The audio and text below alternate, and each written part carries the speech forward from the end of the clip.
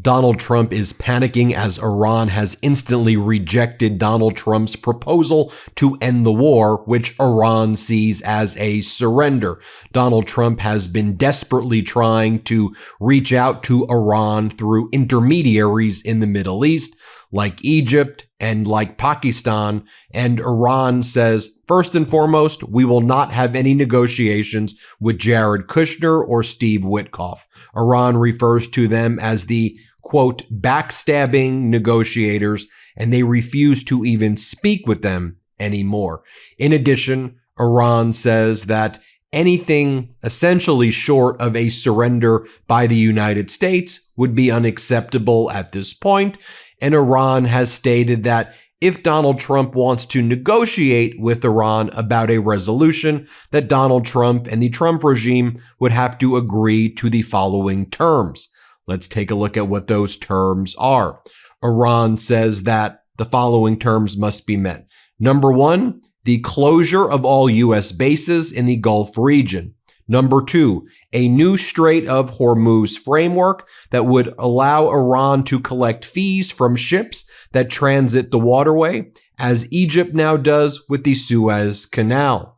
In addition, Iran says that there must be an end to all sanctions against Iran.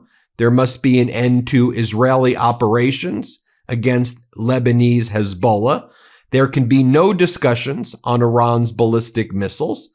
And Iran also says that it must have guarantees that a war would not restart and not have additional strikes by the United States and Israel ever again. Further, the top spokesperson for the Iranian Revolutionary Guard put out the following message as well. You have reached a stage in your negotiations, U.S. and Donald Trump, where you are now negotiating with yourselves. Do not call your defeat an agreement. There will be no news of your investments in the region, and you will not see the former price of energy and oil. Stop proposing nonsense. Stop pretending you are negotiating with us. If you don't agree to our terms of surrender, we are uninterested in having any communications with you, and don't call your defeat an agreement.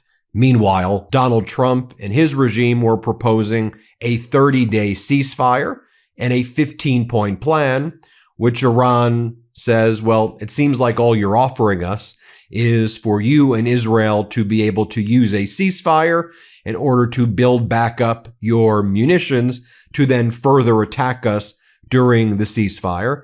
So here is what the U.S. proposed to Iran, and then Iran countered with the terms that I just gave you. The U.S. demanded that Iran must dismantle its existing nuclear capabilities. Iran must commit never to pursue nuclear weapons. There will be no uranium enrichment on the Iranian territory. Iran must hand its stockpile of some 450 kilograms of uranium enriched to 60% to the International Atomic Energy Agency in the near future, and a timetable to be agreed. The Natanz, Isfahan, and Fordow nuclear facilities must be dismantled. Pause there. Donald, didn't you say you'd fully obliterated those facilities? The IAEA, the UN's nuclear watchdog, must be granted full access, transparency, and oversight inside Iran. Iran must abandon its regional proxy paradigm. Iran must cease the funding, direction, and arming of its regional proxies. The Strait of Hormuz must remain open and function as a free maritime corridor. Iran's missile program must be limited in both range and quantity. Any future use of missiles would be restricted to self-defense. In return, Iran would benefit as follows. Full lifting of sanctions imposed by the international community. The U.S. would assist Iran in advancing its civilian nuclear program, including electricity generation at the Bushehr nuclear plant, and the so-called snapback mechanism, which allows for the automatic reimposition of sanctions if Iran fails to comply, would be removed. And Iran says those terms are nonsense. That's just a way that Trump and Netanyahu are trying to buy additional time. Iran says, we know your tricks and we're done with them, and we don't trust any of that. You must agree to our terms first, which I just read to you. A few data points that I think are important to reflect on as well right now. Number one, LNG from the Middle East, it's running out. And places like Taiwan are very dependent on it. Taiwan, whose electrical grid relies on the liquefied natural gas for 40% of its power generation, has an LNG emergency stockpile that will last around 11 days. Taiwan may be forced to ration power or reduce electricity to its industrial sector. Rationing power, rationing oil, rationing supplies, just like we saw during COVID, is back. We're seeing it across the world. And again, this is a natural consequence of Donald Trump and his regime's incompetence. You also have the Iranian armed forces spokesman saying in a statement in Arabic the following. He just released this statement.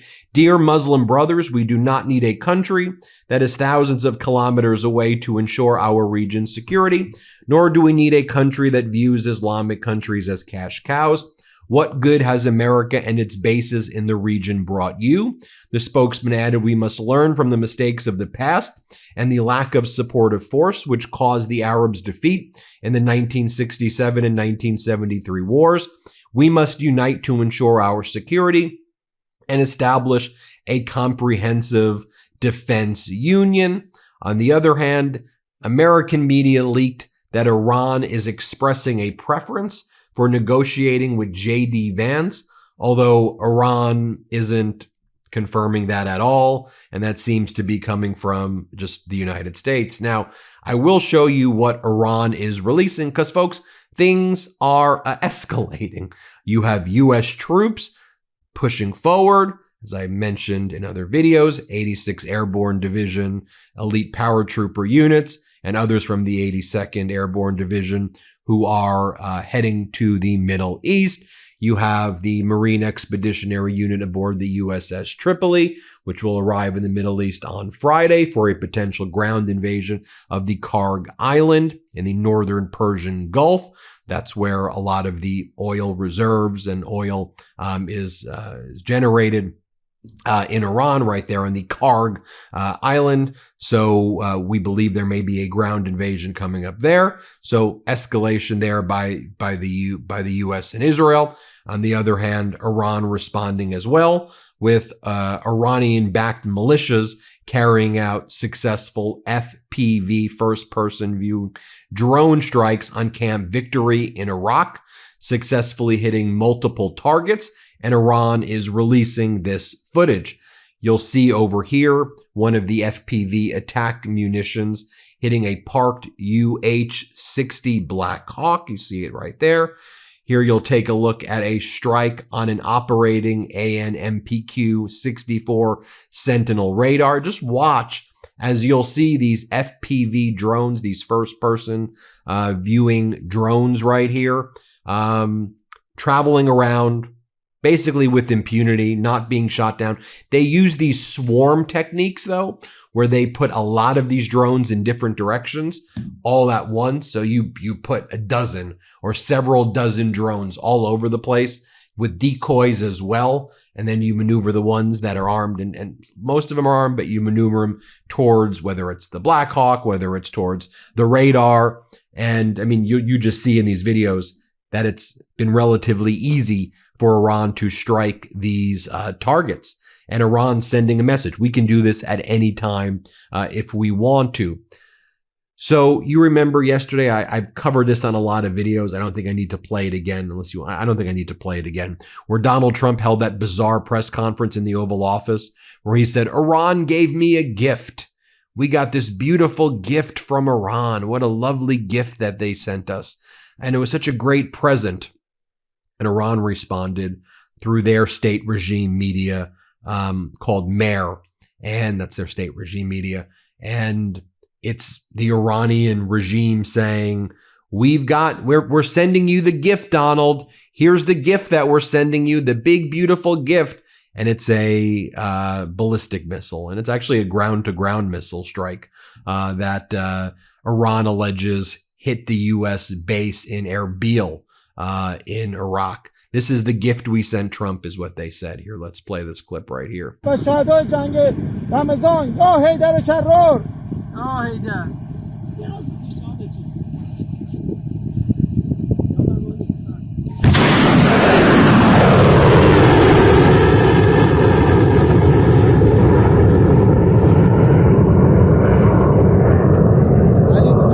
Also, you have Iran just kind of mocking Donald Trump and his regime, and they have their propagandists creating like Lego animation videos. I'll show you the latest one they just dropped. Here, let's play this clip right here. Tales that shit crazy. Yeah, make America great again now. We will see what happens, yeah. Watch this. Sacred defense, we protecting the soil. And then in response, you have the United States and Israel saying that for now, they are not planning to murder, from drop site, Iran's chief diplomat, Foreign Minister Abbas Araghchi, or the parliament speaker, Mohammad Bagher Ghalibaf. And on C14 News Israel, which is one of, like their Fox there, right? It's what's one of their top channels right there. They're saying that Israel would be open to the assassination of these two senior political figures. It's one of their options, but they're not going to pull the trigger yet to kill them. That's how they're talking about it on Israel TV. Iran, meanwhile, has responded to the potential for a U.S. ground invasion as follows.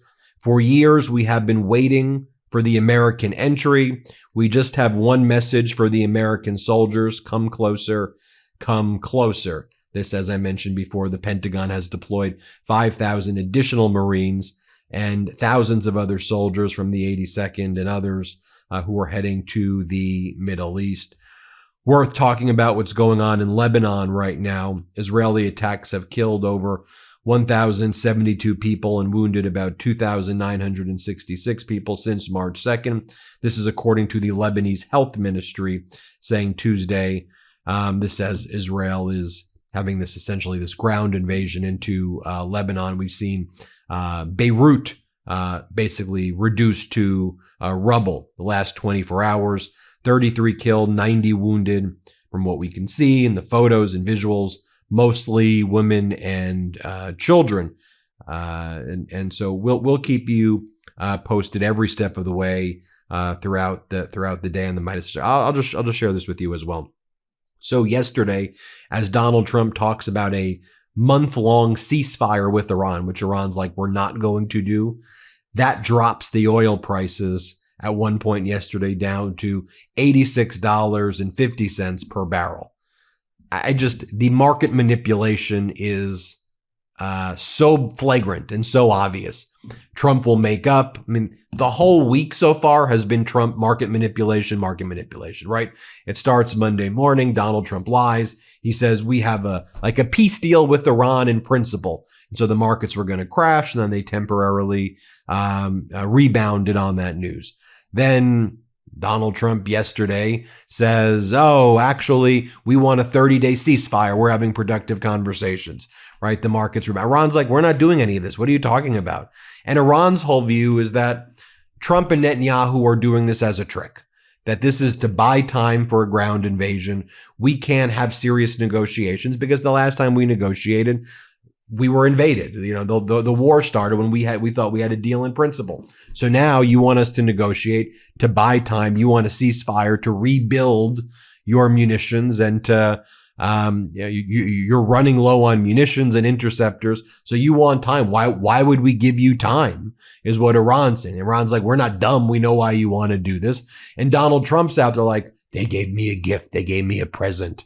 Oh, we're really grateful for what they've done. And meanwhile, like, let's not forget, there were hundreds of thousands, if not more, pro-democracy protesters from Iran in January who were begging for help. And Trump said, I'm going to help you. I've got your back.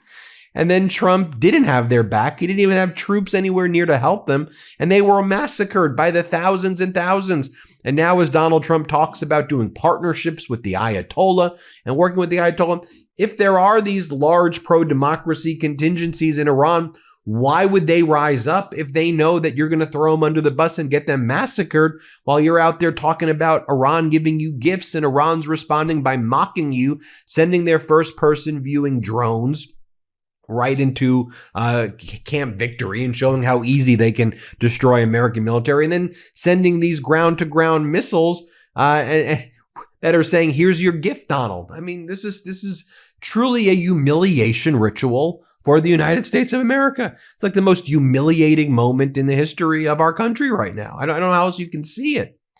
Anyway, hit subscribe. Let's get to 7 million subscribers. Thanks for watching. Subscribe to Scott McFarlane's YouTube channel as well, at Scott McFarlane News. Let's get that channel 1 million subscribers as well. Thanks everybody for watching. We appreciate you. New Midas merch. Head to store.MeidasTouch.com today and get yourself the best pro-democracy gear and show your support. That's store.MeidasTouch.com.